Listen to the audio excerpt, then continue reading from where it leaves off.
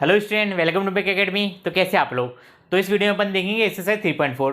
इसकी पहले वाली वीडियो में एक्सरसाइज 3.4 को सॉल्व करने के लिए जो जो चीज़ों की आपको जरूरत थी वो मैंने अलग से वीडियो उसकी बना ली है।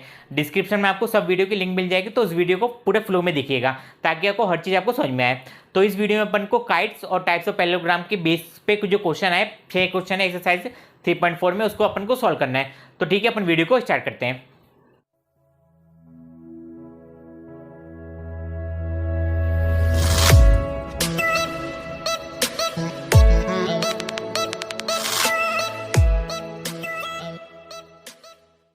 तो पहला क्वेश्चन है एक्सरसाइज 3.4 का पहला क्वेश्चन। स्टेट ट्रू और फॉल्स बताना है अपन को। ऑल रेक्टेंगल आर स्क्वायर, क्या सभी रेक्टेंगल स्क्वायर होते हैं? तो क्या आंसर होगा इसका? तो देखते हैं अपन। रेक्टेंगल क्या होता है? रेक्टेंगल जैसे मेरा ये रहा मेरा रेक्टेंगल ना, समझिएगा है ना। एक चीज़ को अच्छे से समझाऊंगा। ABCD में रेक्टेंगल हो गया, तो ये साइड इसके इक्वल है, ये साइड इसके इक्वल है। चारों साइड इक्वल है क्या? चारों साइड इक्वल नहीं है, लेकिन जब मैं चारों साइड को इक्वल कर दूंगा तो वो स्क्वायर बन जाएगा। चारों साइड को इक्वल कर दूंगा तो मैं स्क्वायर बन जाएगा। तो क्या बोला है? और रेक्टेंगल आर स्क्वायर? नहीं, स्क्वायर की क्या कंडीशन होती है? चारों साइड बराबर होनी चाहिए, और रेक्टेंगल में कभी भी चारों साइड बराबर नहीं होती है। तो ये पहला क्या हो गया? फॉल्स। पहला क्या हो गया मेरा? फॉल्स। पहला हो गया मेरा फॉल्स। दूसरा देखते हैं। तो दूसरे वाले में अपन को बोला है और रोम्बस और पैरेललोग्राम, सभी रोम्बस पैरेललोग्राम होते हैं। देखते हैं अपन। तो ये हो गया मेरा रोम्बस, ये हो गया मेरा रोम्बस। तो ABCD है ना, चारों साइड इक्वल है। हाँ, चारों साइड इक्वल है। पैरेललोग्राम की कंडीशन क्या होती है कि चारों साइड अपोजिट साइड क्या होना चाहिए? इक्वल होनी चाहिए। यानी कि AB बराबर DC होना चाहिए और AD बराबर क्या होना चाहिए? BC। ये कंडीशन सेटिस्फाई कर रहे हैं? हाँ, कंडीशन तो सेटिस्फाई हो रही है, कंडीशन सेटिस्फाई हो रही है। तो यस, ऑल पैरेललोग्राम और रोम्बस आर पैरेललोग्राम। तो ये कंडीशन क्या होगी? ट्रू। ये क्या होगी मेरी? ट्रू होगी। ये क्या हो गया मेरा? ट्रू हो गया। थर्ड स्टेटमेंट देखिए। तो थर्ड स्टेटमेंट में बोला है आपको all square are rhombus and also rectangle, क्या सभी स्क्वायर रोम्बस भी है और रेक्टेंगल भी है? तो करके देख लेते हैं अपन। तो मैंने इसकी स्क्वायर बना लिया है ना, ABCD है ना। एक मैंने रोम्बस भी बना लिया, मान लीजिए ये रहा मेरा रोम्बस और ये रहा मेरा रेक्टेंगल, ये रहा मेरा रेक्टेंगल है ना। ABCD इसको भी नाम दे दो, आप चाहे तो दूसरा नाम भी दे सकते हैं। तो ये क्या है मेरा? ये क्या है मेरा? स्क्वायर है। इसकी चारों साइड इक्वल है। हाँ, चारों साइड इक्वल है। इसकी भी चारों साइड इक्वल है। हाँ, चारों साइड इक्वल है। इसकी चारों साइड इक्वल है क्या? इसकी चारों साइड इक्वल है क्या? नहीं, इसकी चारों साइड इक्वल नहीं है। तो ठीक है, ये मेरा क्या है? स्क्वायर है। ये मेरा क्या है? स्क्वायर है। ये मेरा क्या? रोम्बस है। और ये मेरा क्या? रेक्टेंगल है। ये मेरा रोम्बस है और ये मेरा रेक्टेंगल है, और ये मेरा क्या है? स्क्वायर है। स्क्वायर की चारों साइड इक्वल है। हाँ, चारों साइड इक्वल है। तो रोम्बस की भी कंडीशन सेटिस्फाई कर रहे हैं। हाँ, सेटिस्फाई कर रहे हैं। इसकी कंडीशन सेटिस्फाई कर रहा है। अपोजिट एंगल क्या होनी चाहिए? अपोजिट साइड क्या होनी चाहिए? बराबर। तो इसकी अपोजिट साइड बराबर है इसके। हाँ, बराबर है इसके। इसे बोल सकता हूँ कि AB is equal to DC है और AD is equal to BC है। तो जो स्क्वायर है वो रेक्टेंगल भी तो है। रेक्टेंगल क्या कंडीशन है? अपोजिट साइड इक्वल होनी चाहिए और चारों एंगल क्या होनी चाहिए? 90 डिग्री के। तो चारों एंगल 90 डिग्री के हैं। हाँ, चारों एंगल 90 डिग्री के हैं और अपोजिट एंगल भी क्या है? बराबर है, और अपोजिट साइड भी क्या है? बराबर है। हाँ, अपोजिट साइड बराबर है। रोम्बस की क्या कंडीशन है? तो रोम्बस की क्या कंडीशन है कि चारों साइड क्या होनी चाहिए? बराबर लेंथ की। चारों साइड क्या होनी चाहिए? बराबर लेंथ की। तो चारों साइड क्या बराबर लेंथ की है? हाँ, चारों साइड बराबर लेंथ की है। तो मैं बोल सकता हूँ कि all square are rhombus and rectangle, दोनों है वो, है ना। तो थर्ड वाले भी क्या हो गया मेरा? ट्रू। थर्ड वाले भी क्या हो गया मेरा? ट्रू। फोर्थ वाला देखते हैं। तो फोर्थ वाले क्वेश्चन में अपन को बोला गया है all kites are rhombus, all kites are rhombus. तो काइट क्या होता है? मैंने आपको बताया था काइट ऐसी होती है काइट, है ना। काइट की एक पैर क्या होता है? बराबर होता है ना। एक अपोजिट एंगल क्या होता है? बराबर होता है। और क्या कंडीशन होती है कि एडजेसेंट साइड जो होती है बराबर होती है, यानी कि इधर पे ऐसा ऐसा होगा। यहाँ पे जो कंडीशन होगी वो क्या होगी? AB इज इक्वल टू मेरा AD होगा और BC इज इक्वल टू मेरा DC होगा। ये कंडीशन फुलफिल होगी। अगर मैं ऑल काइट्स आर रोम्बस को नहीं कह सकता हूँ, ऑल काइट्स आर रोम्बस नहीं कह सकता हूँ, क्योंकि रोम्बस की क्या कंडीशन होती है? रोम्बस की क्या कंडीशन होती है कि चारों साइड क्या होनी चाहिए? बराबर होनी चाहिए। अगर मैं चारों साइड को बराबर कर दूंगा तो भी एंगल को बराबर नहीं कर पाऊंगा, है ना, अपोजिट एंगल को बराबर नहीं कर पाऊंगा। तो ये स्टेटमेंट क्या हो गया मेरा? फॉल्स हो गया, है ना। ये स्टेटमेंट क्या हो गया मेरा? फॉल्स हो गया। Because for example the length of side kites are not same, है ना। काइट्स की लेंथ क्या होती है? सेम नहीं होती है ना। तो ये क्या हो गया? फोर्थ वाले में ना फॉल्स हो गया। फिफ्थ वाला देखते हैं। तो फिफ्थ वाले में आपको क्या बोला गया है? एक मिनट। फिफ्थ वाले में क्या बोला गया आपके? All parallelogram are trapezium. All parallelogram trapezium है। हाँ, ट्रेपीजियम से तो मिलके बना पैरेललोग्राम, है ना, ट्रेपीजियम से मिलके तो बना पैरेललोग्राम। ये हो गया मेरा fifth point. All parallelogram are trapezium, और पैरेललोग्राम आर ट्रेपीजियम, हाँ सभी पैरेललोग्राम ट्रेपीजियम होते हैं, हाँ बिल्कुल सही बात है, ट्रू। और नेक्स्ट इसके लास्ट वाला क्या दिया आपको, ऑल स्क्वायर आर ट्रेपीजियम, सभी स्क्वायर ट्रेपीजियम होते हैं, हाँ सभी स्क्वायर क्या होते हैं, ट्रेपीजियम होते हैं। सिक्स्थ भी क्या हो गया, ट्रू। सिक्स्थ भी क्या हो जाएगा मेरा, ट्रू हो जाएगा, हाँ सिक्स्थ भी क्या हो जाएगा, ट्रू। फिफ्थ भी क्या हो गया, ट्रू, और सिक्स्थ भी क्या हो गया, ट्रू हो गया।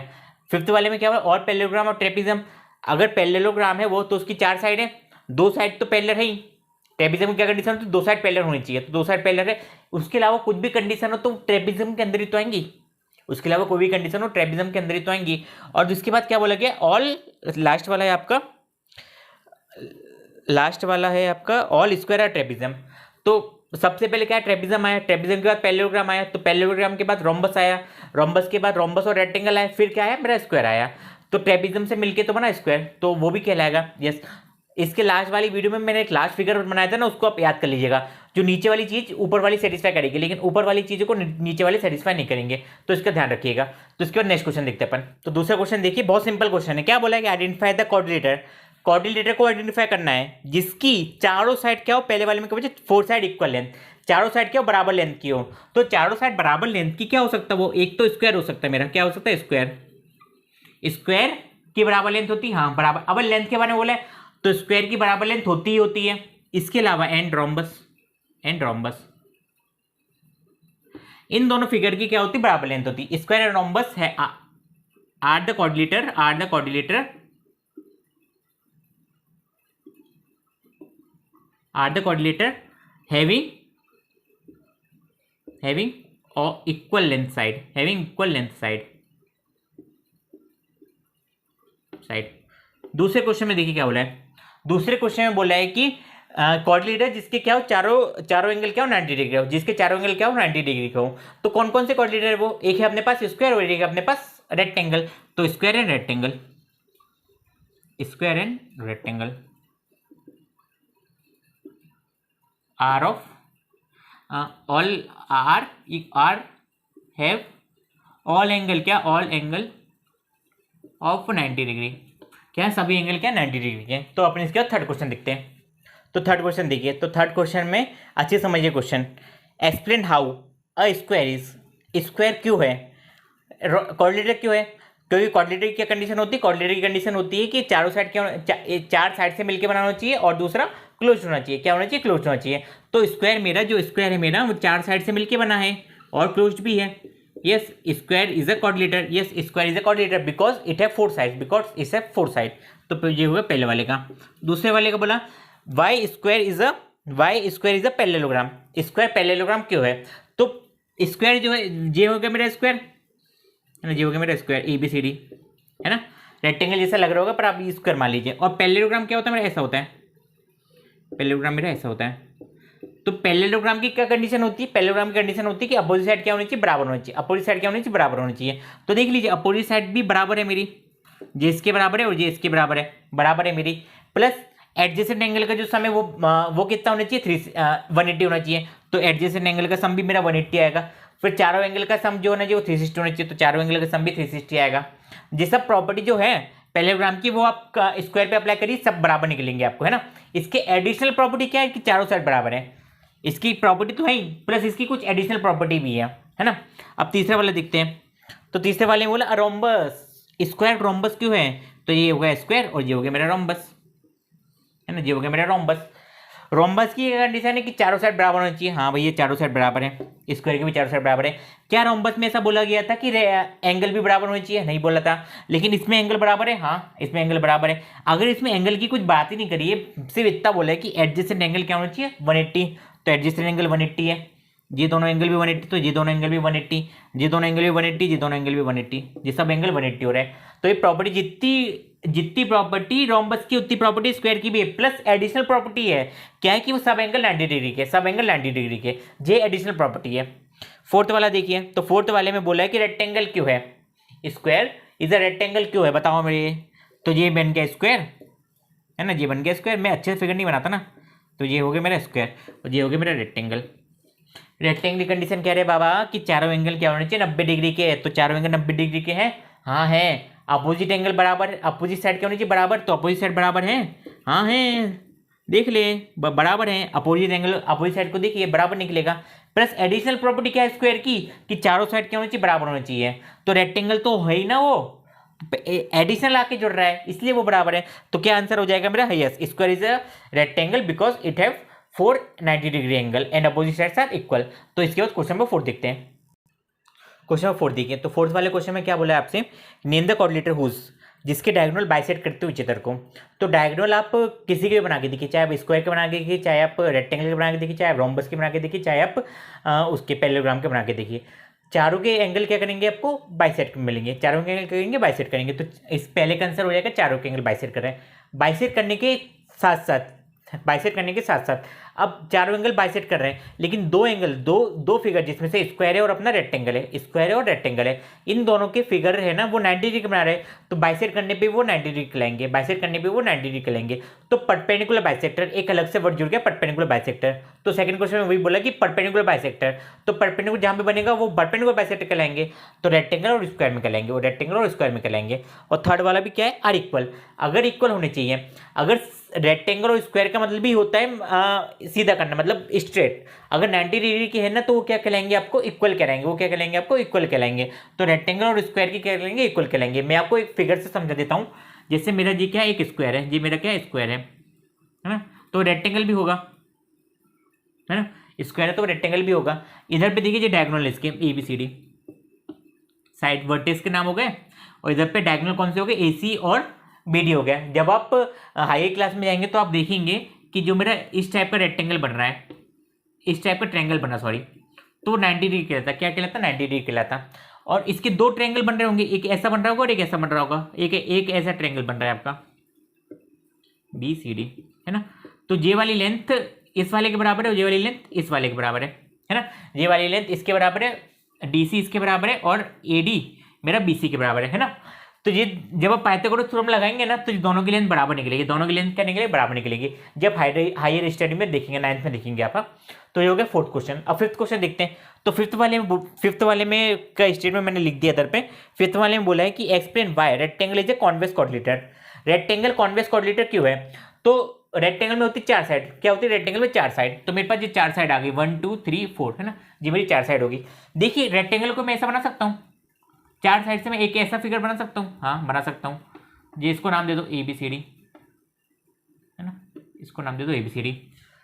बाय द अभी मान लीजिए चारों कंडीशन सेटिस्फाई कर रहा है, क्या कर रहा है, चारों कंडीशन कोऑर्डिनेटर की सेटिस्फाई कर रहा है, लेकिन एक कंडीशन सेटिस्फाई नहीं कर रहा, क्या, कि इसके जो एक डायगोनल है ना वो फिगर से बाहर है, एक डायगोनल क्या है फिगर से बाहर है, फिगर इसका इतना रीजन है, तो एक डायगोनल क्या फिगर से बाहर है, और दूसरी कंडीशन एक एंगल जो है वो है 180 से ज्यादा है, एक एंगल क्या है 180 से एक एंगल क्या है, एक एंगल बड़ा है ना, एक एंगल अंदर वाला जो एंगल है वो 180 से क्या है ज्यादा है, अंदर वाला जो एंगल 180 से ज्यादा है, तो इसलिए वो क्या है कॉन्केव कोऑर्डिनेटर, वो क्या है कॉन्केव कोऑर्डिनेटर। और कॉन्वेक्स कोऑर्डिनेटर कंडीशन क्या होती है, सभी के जो इंटीरियर एंगल होनी चाहिए ना वो 180 से कम होनी चाहिए, वो क्या होनी चाहिए 180 से कम होनी चाहिए। तो रेक्टेंगल जो पूरी कंडीशन सेटिस्फाई करता है वो जो पूरा इसका एक स्टेटमेंट है। इसके बाद अपन इस एक्सरसाइज का आखिरी क्वेश्चन देखते हैं। क्वेश्चन नंबर 6 ना अच्छे समझिएगा, क्या बोला कि ABC से रेक्टेंगल ट्रायंगल है।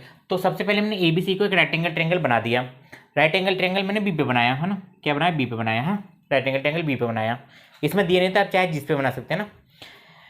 अब उसके बाद करा O is the mid point opposite to the side of rectangle. O क्या है मिड पॉइंट है opposite to the side of rectangle, तो राइट एंगल किस पे बन रहा है B पे बन रहा है, तो B की अपोजिट साइड कौन सी होगी AC हो गई, और AC का मिड पॉइंट क्या है O है, क्या है O है, क्या है O है, ये बोला है आपको। इसके बाद क्या बोला है आपको, एक्सप्लेन वाई, क्यों O मिड पॉइंट आ रहा है ना, एक्सपेरिमेंट करा हमने तो O मिड पॉइंट आ रहा है, तो उन्हें वो पता करना चाहते हैं कि क्यों आ रहा है, वो पता करना चाहते हैं क्यों आ रहा है, तो अपन को वही पता करना है। तो अब कैसे देखेंगे, कैसे करेंगे सॉल्व, अप्रोच देखिए, है ना, अप्रोच देखिए कैसे करेंगे सॉल्व। AB है, इसके अपोजिट में एक लाइन और बना देता हूँ ऐसी, ऐसे देखिए ना, सेम पॉइंट पे जा रहा है तो इसको D पॉइंट दे दो, है ना, D नाम दे दो इसको, है ना, इतना समझ में आया। तो आपको दिख रहा होगा कि जितना डिस्टेंस A B से उतने डिस्टेंस D की डिस्टेंस क्या C से है, यानी कि ये दोनों लेंथ क्या होगी बराबर होगी, जो दोनों लेंथ क्या होगी बराबर होगी, AB is equal to DC। और क्या एडिशनल कंडीशन आ गई मेरे पास, A D is equal to B C, A D equal to B C, A B is equal to D C and A B equal to B C आ गई, है ना, A D equal to B C आ गई, ठीक है। अब देखिए तो क्या बन गया मेरा, वो बन गया मेरा रेक्टेंगल, क्या बन गया मेरा रेक्टेंगल। तो यानी कि A B C D is a rectangle, A B C D is a rectangle.